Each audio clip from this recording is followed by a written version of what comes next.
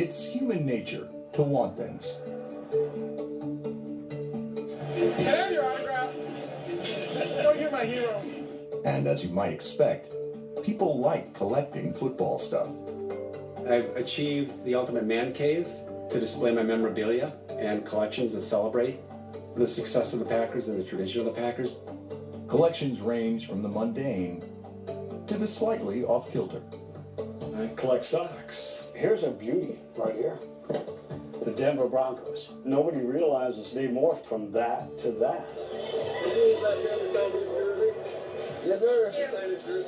Whether you're into autographs, stuffed animals,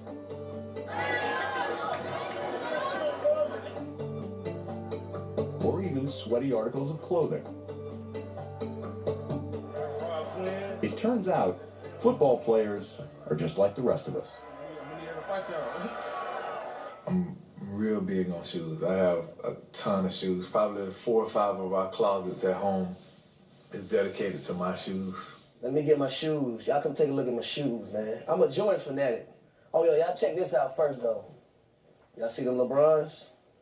Too hairy, signed by LeBron. That's the only problem I have in the fashion world, is buying too many pairs of Jordans. At my house in Jacksonville, I have I'll say about over 300 pair now.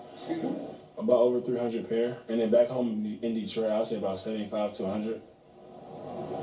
What? I have a walk-in closet, and it's just layers and layers of racks of shoes.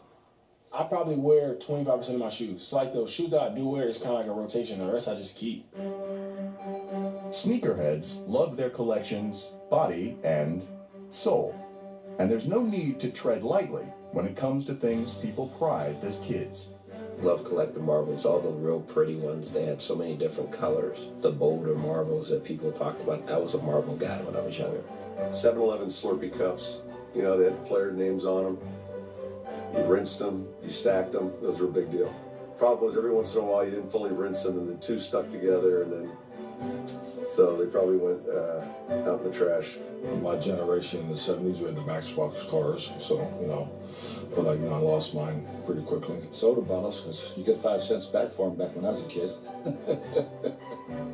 Of all the items that coaches treasured, there was one common collectible. I got 1 million football, baseball cards. Football cards, baseball cards. Collect baseball cards, football cards. We all collected baseball cards, and football cards. I've asked my mom many times what the heck happened to my cards, because I had some great ones. My oldest brother Jim and my brother John, one day they got in a big fight and Jim decided to take John's best property, which was a Pete Rose rookie card, and poke holes in the eyeballs. That card's not worth much anymore. Pretty big fight that I had to break up. And my mom came out with a wooden spoon, so everybody calmed down.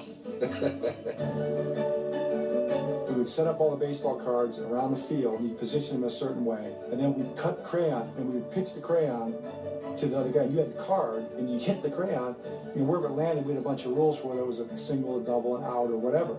And the cards got pretty marked up with the crayons, so our cards were never in good shape. A lot of the older ones have a lot more personal meaning to me than they would have to any other collector.